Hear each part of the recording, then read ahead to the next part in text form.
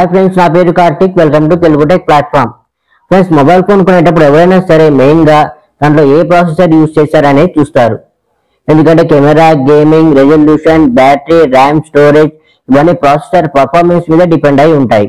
Android mobile phones లో ఎక్కువగా కనిపించే ప్రాసెసర్స్ లో ఒకటి స్నాప్డ్రాగన్, ఇంకోటి మీడియాటెక్. ఇవి రెండు కూడా మంచి ప్రాసెసర్సే. అయితే రిక్వైర్మెంట్ ని బట్టి చాయిస్ అనేది పర్సన్ టు పర్సన్ చేంజ్ అవుతూ ఉంటుంది. కొన్ని విషయాల్లో స్నాప్డ్రాగన్ బెస్ట్ అయితే ఇంకొన్ని విషయాల్లో మీడియాటెక్ బెస్ట్ ఉంటుంది. సో ఈ రెండు ప్రాసెసర్స్ లో ప్రాసెస్ ఏంటి, కాన్స్ ఏంటి, అండ్ మీ యూజ్ ని బట్టి బడ్జెట్ లో ఏ ప్రాసెసర్ తీసుకోవాలి, మిడ్ రేంజ్ లో ఏ ప్రాసెసర్ తీసుకోవాలి, అండ్ ఫ్లాగ్షిప్ లెవెల్లో ఏ ప్రాసెసర్ తీసుకోవాలి అనేది ఈ వీడియోలో తెలుసుకుందాం. స్నాప్డ్రాగన్ లో బడ్జెట్ లో మంచి ప్రాసెసర్స్ ఏం లేవు. వీళ్ళు ఏమైనా మిడ్ రేంజ్ లో అండ్ ఫ్లాగ్షిప్ లెవెల్లో కాన్సన్ట్రేట్ చేస్తున్నారు. 25,000 రూపాయలు పెడితే తప్ప స్నాప్డ్రాగన్ లో మంచి ప్రాసెసర్ రాదు. బడ్జెట్ లో 10,000 నుంచి 20,000 లోపు మీడియాటెక్ మంచి ప్రాసెసర్స్ తీసుకొస్తుంది. ఒకప్పుడు అంటే 7 years బ్యాక్ చూసుకుంటే మీడియాటెక్ లో ప్రాసెసర్స్ అంతగా బాగుండేవి కాదు. Heating issues and battery draining issues ఉండేవి. గేమింగ్ కూడా అంతగా బాగుండేది కాదు. సో అందుకనే స్నాప్డ్రాగన్ ప్రాసెసర్ ఉన్న ఫోన్స్ నే ఎక్కువ కొనేవాళ్ళు. బట్ ఆ తర్వాత మీడియాటెక్ ఇంప్రూవ్ అయ్యింది.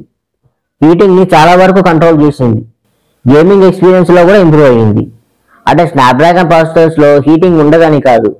810, 888, 8 Gen 1 లో హీటింగ్ బాగా ఉండేది. బట్ స్టిల్ మీడియాటెక్ తో పోలిస్తే స్నాప్డ్రాగన్ లో హీటింగ్ తక్కువ.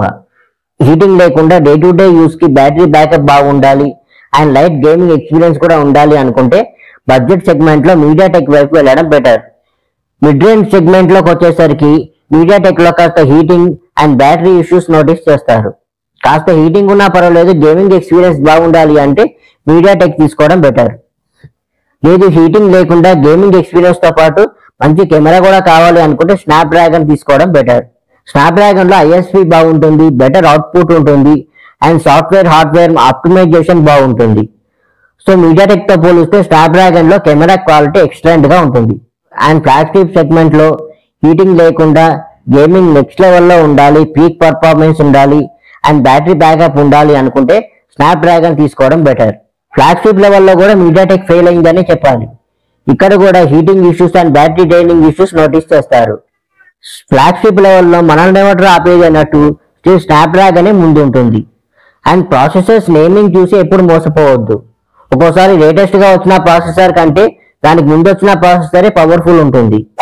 ఫర్ ఎగ్జాంపుల్ స్నాప్డ్రాగన్ లో 7S Gen 2, 7+ Gen 2, 7 Gen 3 కంటే కూడా 7+ Gen 2 పవర్ఫుల్ ప్రాసెసర్.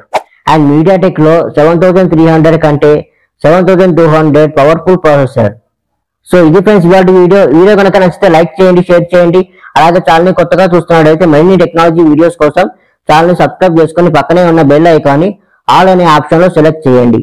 దీంతో నేను చేసే ప్రతి వీడియో మీకు నోటిఫికేషన్ ద్వారా వస్తుంది. So see you next video. Till then this is Karthik signing of.